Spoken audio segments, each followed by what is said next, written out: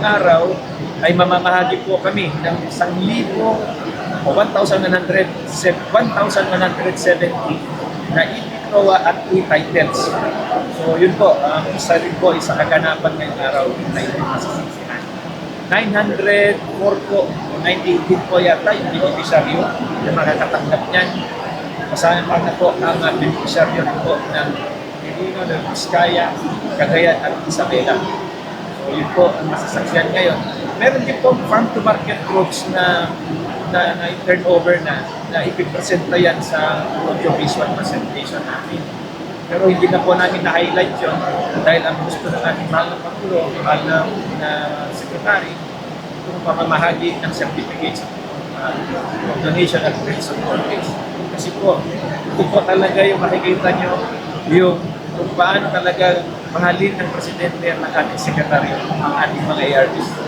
Landmark po ito na legislation. Ito po ay makikita nyo yung impact po sa mga ARV natin na walang napurang ang kanilang pagkakaroon. Ulit ko po, dito sa region po, 1.5 billion mahigit po, almost 1.6 billion ang napurang utang at pagkakasanla ng ating mga ARVs on donation and tourism. Marami pa pong susunod na titles at saka e-PICROA. No?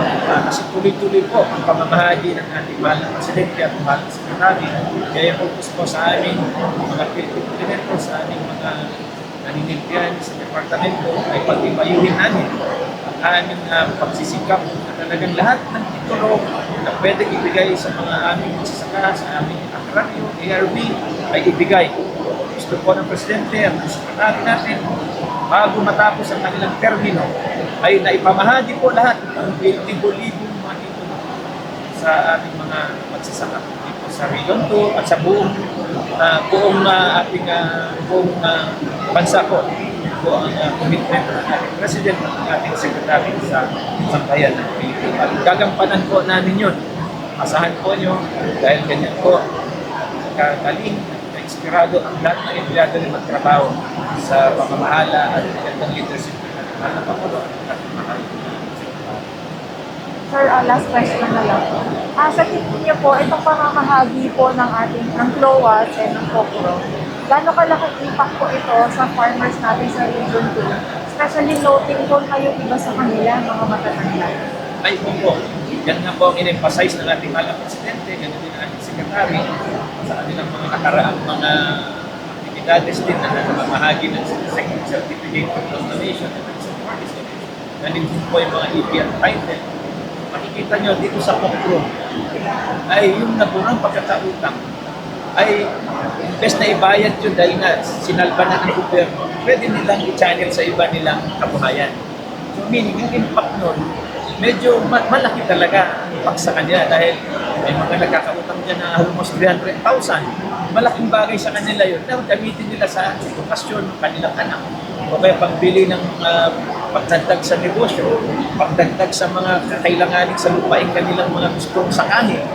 So yun po, napakasimple pong analysis po na talagang ang laki po ng impact nitong legislation at itong itong landmark na batas na ginawa ng animal.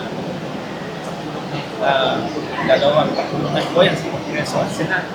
At of course, dahil po yan sa pangako ng ating Secretary, sa ating Pangulo, sabi po nila, maalala po niyo ang ating mahal na Pangulo.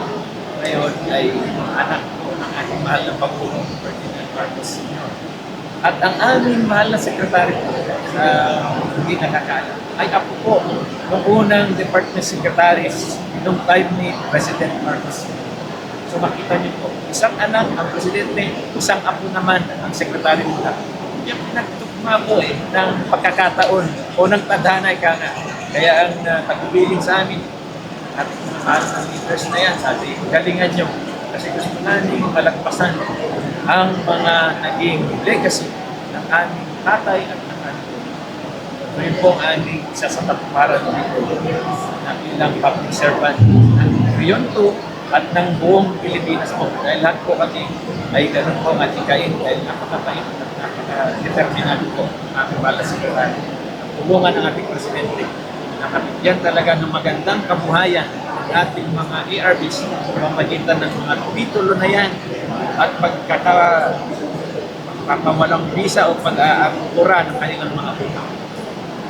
Ayun po. Mamaya, masasaksihan po nyo, meron po isang 89 years old dyan, taga-rito po sa Isabela, ay isa po ang beneficiaryo ng ating batas na RA 1123, donation po. Mamaya, magsasalita po yan, sa may community, andyan po sila mag-asawa, 89 years old, andyan po, dumalo po, para masaksihan at magpasalamat din po, siguro makita ang Pangulo at ang mga sekretary.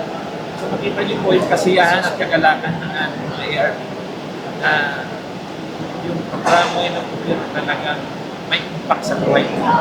Pero nyo, maaga pong gumising yung mga yan para lang dumalo dito sa magaganap na aktividad. At sa inyo pong lahat, salamat po sa inyo. Kayo ay partner po namin sa pagpapalaganap ng mga proyekto, programa ng ating ahensya at ng mga programa ng ating mahal na Pangulo. Ferdinand Bongbong Marcos. Salamat po.